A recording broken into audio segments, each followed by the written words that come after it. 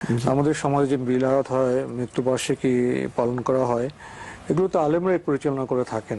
জি জি। তো তারা কেন এগুলো কিভাবে করেন, আর এক্ষেত্রে যারা সত্যি ইসলামী চিন্তাবিদ আছে তাদের কি দায়িত্ব নেই এই সমস্ত বেদাত এবং বিভিন্ন যে শিরক হচ্ছে সমাজে তা থেকে সাধারণ মুসলমানদের রক্ষা করা, সচেতন করা? সচেতন করার দায়িত্ব কোনো সন্দেহ নেই। আমি এর আগের একটা প্রশ্নের মধ্যে একটা কথা বলতে ভুলে গিয়েছি, সেটা হচ্ছে তিনি সেখানেও প্রশ্ন করেছেন যে এগুলো আলেমরা করে থাকেন এবং আলেমদের করেন কেন। এটা আসলে খুব গুরুত্বপূর্ণ প্রশ্ন যে আলেমরা এই কাজগুলো কেন করেন।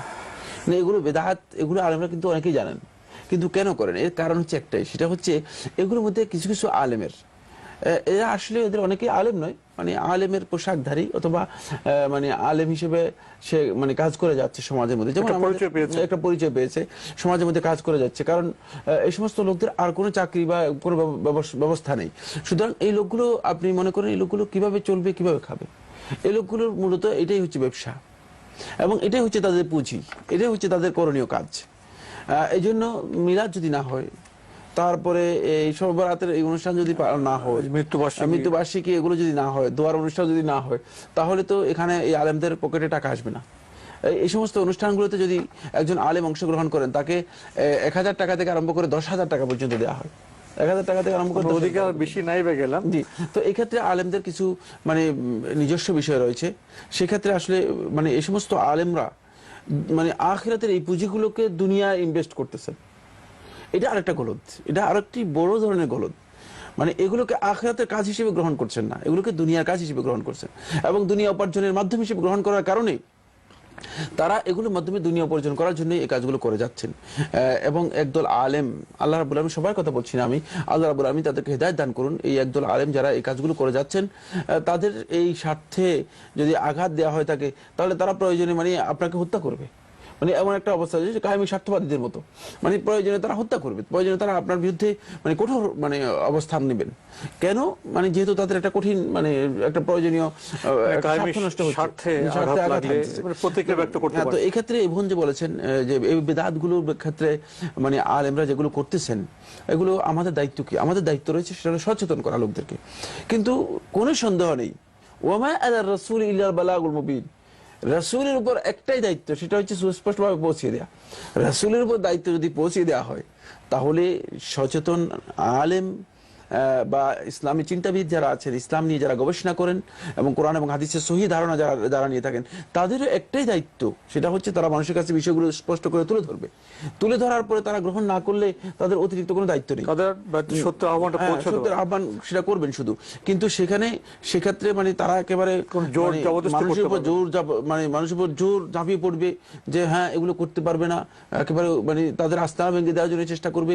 এটি কোনো আলেমদের দায়িত্ব নয়, এটি কোনো ইসলাম চিন্তাবিদের দায়িত্ব নয়, এটি কোনো স্কলারের দায়িত্ব নয়। এরা করবে না, এরা মানুষদেরকে সচেতন করবে।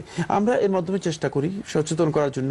যদি একদল লোক মনে করেন যে তাদের অন্তরকে আল্লাহ রাব্বুল আলামিন প্রশস্ত করে দেন, যেটা আমরা কোরআনে কারীমের মধ্যে পেয়েছি, সূরা জুমারের 22 নম্বর আয়াতের মধ্যে আল্লাহ সুবহানাহু ওয়া তাআলা বলেছেন, আফামান শারাহাল্লাহু সাদরাহু লিল ইসলাম, যার অন্তরকে আল্লাহ রাব্বুল আলামিন ইসলামের জন্য প্রশস্ত করে দিল, যার অন্তরকে ইসলামের জন্য প্রশস্ত করে দিল, সেই তো সত্যিকার অর্থে ইসলামের এই হেদায়েতটুকু লাভ করতে পারবে, সে তো হেদায়েতের পথে অগ্রসর হতে পারবে।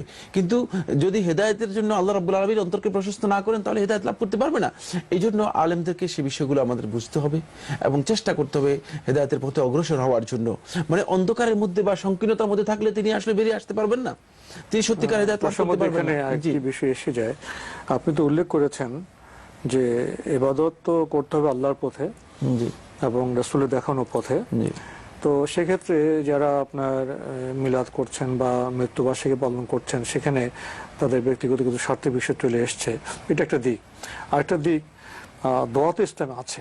আচ্ছা, যদি কোনো মানুষ বা কোনো সন্তান তার পিতামাতা দোয়া করতে চান, তিনি সেখানে খাওয়ার আয়োজন করেন এবং ভালো মানুষ যেন কোনো আলেমকে ডাকেন, তো তুমি যেতে পারেন, কিন্তু সেখানে আমি যেতে পারেন। আমি আবার এটা ভুল বুঝার কোনো অবকাশ নেই, আমি সেখানে আপনার পেশ করতে যেতে পারেন এবং সেখানে যদি কোনো ব্যক্তি কোনো মুসলিম ভাইকে কোনো আপনি তোহফা দেন, কোনো উপহার দেন, সেটা অর্থ হতে পারে, জিনিস হতে পারে, নিতে পারেন তো সেটা? না, নিতে পারবেন। এই বিষয়ের মধ্যে আসলে বোধহয় আমাদের আলোচনায় একটা ভারসাম্য সৃষ্টি হবে। না, মানে এখানে খুবই স্পষ্ট কথা, সেটা হচ্ছে মানে শরীর একটা হচ্ছে বেদাতি কর্মের মাধ্যমে উপার্জন করার চেষ্টা করা, আর একটা হচ্ছে শরীয়তে বৈধ কাজ, সেটা আপনি করলেন, ইবাদতের কাজ করলেন, যেটা ভ্রাতৃ সমাজের কাজ, যেটা সামাজিক কাজ, মানে কোনো ভাইয়ের মানে লোকদেরকে খাওয়াচ্ছেন আল্লাহর সন্তুষ্টির জন্য, এটি অনেক ভালো কাজ।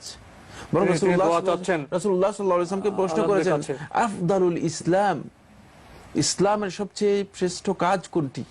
তখন রাসূলুল্লাহ সাল্লাল্লাহু আলাইহি ওয়াসাল্লাম সহিহ বুখারীর riwayat-এর মধ্যে এসেছে, রাসূলুল্লাহ সাল্লাল্লাহু আলাইহি ওয়াসাল্লাম বলেছেন সেটা হচ্ছে ইতআমুত তাআম, লোকদের খাওয়ানো।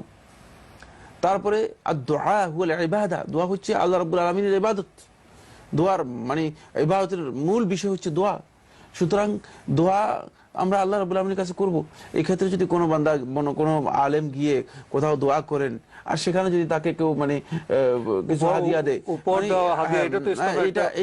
এটা গর্হিত কিছুই নেই, এতে গর্হিত কিছুই নেই, মানে তিনি এটাকে মানে গর্হিত হিসেবে নেওয়ার কোনো সুযোগ নেই। তবে হ্যাঁ এমন প্রচলনে পরিণত হয়ে যাওয়া যে দোয়া করলেই টাকা দিতে হবে, মানে শেষ পর্যন্ত এটা ওপেন সিক্রেটের মতো বাড়ি ব্যাপারটা আবার হয়ে যায় যে হ্যাঁ মানে যে দোয়া করলেই 1000, মানে দোয়াটা 1000-এর দোয়া।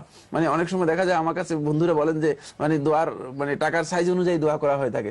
মানে টাকার সাইজ যদি 2000 হয় তাহলে দোয়ার সাইজ একটু লম্বা হয়, আর টাকার সাইজ যদি 1000 হয় দোয়ার সাইজ একটু ছোট হয়। নাউজুবিল্লাহ মিন যালিক। আমি যেটা বলতে চাচ্ছিলাম সেটা হচ্ছে যে যদি মানে এটা ওপেন সিক্রেট হয়ে যায়, গেলেই আমার মানে এটা উদ্দেশ্য হয়ে যায়, তাহলে সেখানে কিন্তু একটা স্বার্থ এসে যাবে এবং সেখানে ইখলাস নষ্ট হয়ে যাবে। উদ্দেশ্য হবে না, উদ্দেশ্য হবে না। ইসলামের যে আপনার সামাজিক আচার আচরণের দোয়ার যে সংস্কৃতি আছে সেটা সেভাবে হবে। এবং ইসলামের যেহেতু আপনার উপহার এগুলো দেওয়ার বিধান আছে, সেগুলো স্বাভাবিকভাবে হবে না। অর্থাৎ সেখানে যদি কোনো ব্যক্তি নিজের পক্ষ থেকে একেবারে মানে উইলিংলি দিয়ে থাকেন, কোনো ধরনের মানে চাপ সৃষ্টি ছাড়া, কোনো ধরনের এই ধরনের মানে মানে আগের মানে কন্ট্রাক্ট ছাড়া যদি দিয়ে থাকেন, তাহলে এতে কোনো ধরনের নিষেধাজ্ঞা ইসলামের মধ্যে নেই এবং গ্রহণ করতে ওইটা কোনো নিষেধাজ্ঞা নেই এবং জায়েজ রয়েছে, তিনি করতে পারবেন, তার জন্য দোয়া করাও জায়েজ, ওই মানে হাদিয়া গ্রহণ